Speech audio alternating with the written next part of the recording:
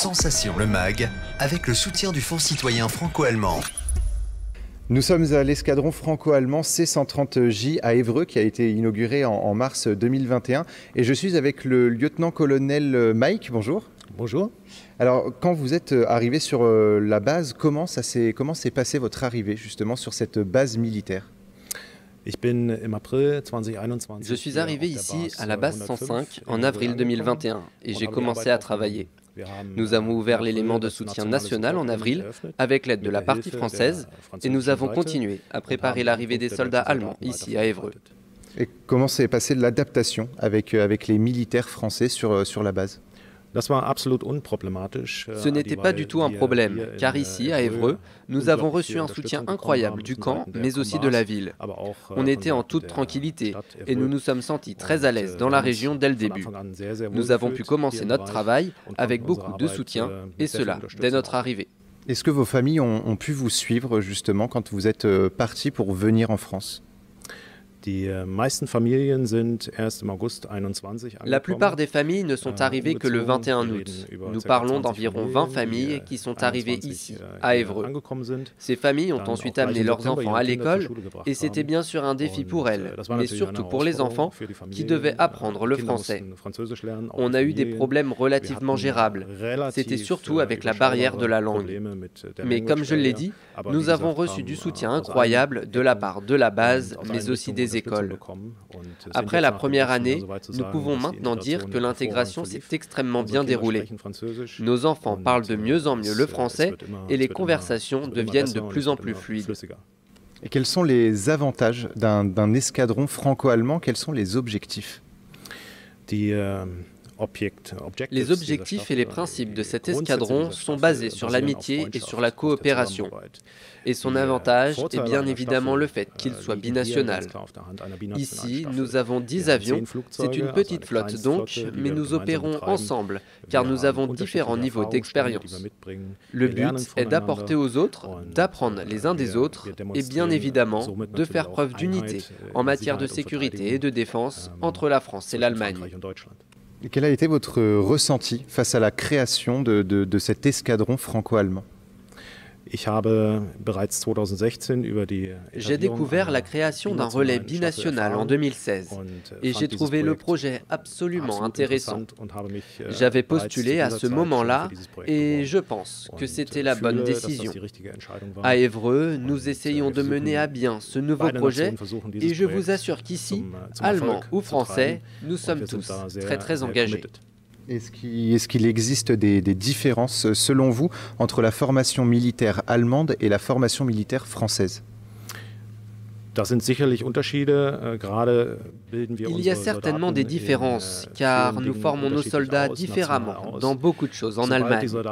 Dès que les soldats arrivent ici, en France, nous n'avons presque plus de dossiers à gérer du fait de la formation technique standardisée. Nous ne cherchons plus les différences du moment que nos soldats sont bien intégrés sur le territoire français.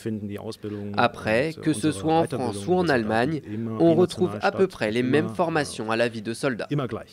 Et est-ce que l'escadron est représentatif de l'amitié franco-allemande selon vous ?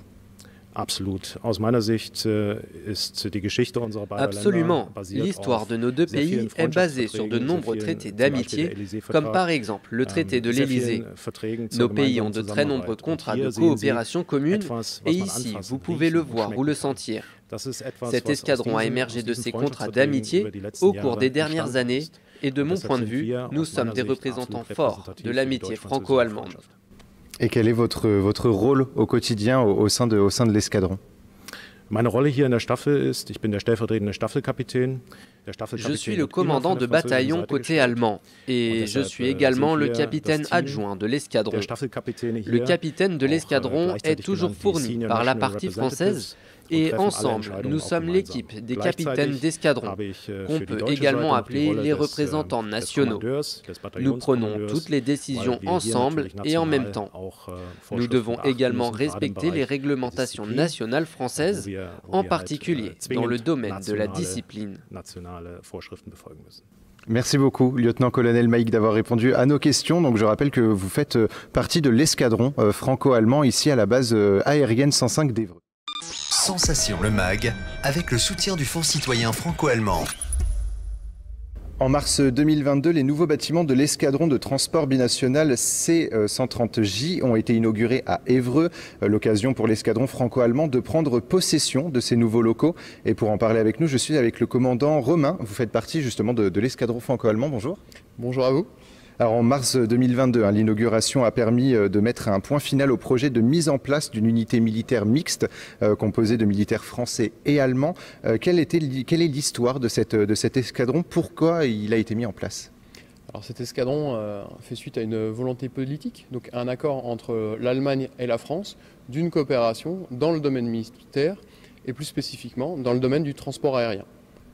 Et cette mise en place a conduit à des aménagements des infrastructures, mais il a également fallu s'adapter à la communication entre les militaires français et les militaires allemands. Alors comment s'est passée cette adaptation? Est-ce qu'on parle à la fois français et à la fois allemand, ou est-ce qu'on va plus parler anglais?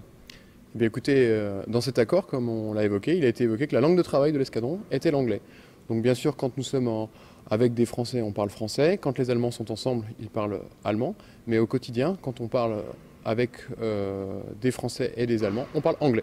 Alors justement, est-ce qu'il y a eu des échanges en amont pour se préparer à cette installation sur cette base militaire? Oui, eh bien, écoutez, depuis que la lettre d'intention entre la France et l'Allemagne a été signée pour faire cette coopération, il y a eu des accords et des réunions de préparation pour voir comment cet escadron allait fonctionner en termes de mission et en termes de travail quotidien. Alors Évreux n'est pas la ville la plus connue de France. Pourquoi avoir choisi de créer une collaboration et de fonder une unité militaire mixte sur la base aérienne 105 d'Évreux? Bien écoutez, comme vous l'avez évoqué, il y avait déjà une base aérienne sur Évreux.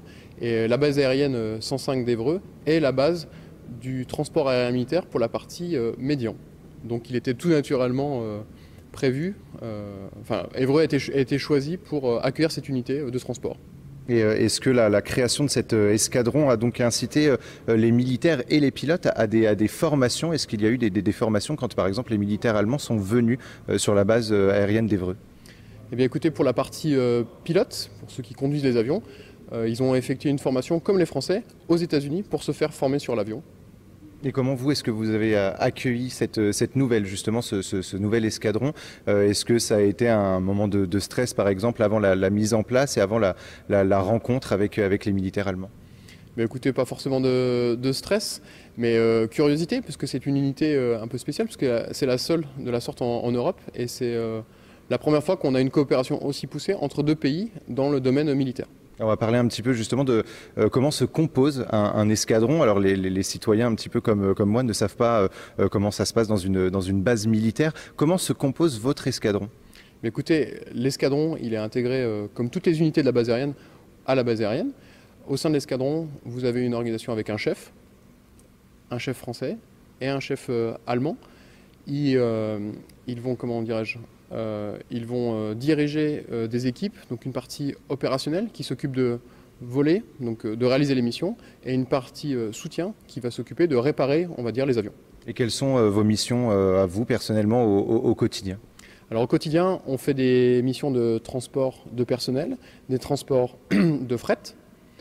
On s'entraîne dans le cadre des opérations, donc pour pouvoir être déployé en opération. La France est engagée dans les opérations en Afrique et à travers le monde. Donc on s'entraîne à réaliser ces missions.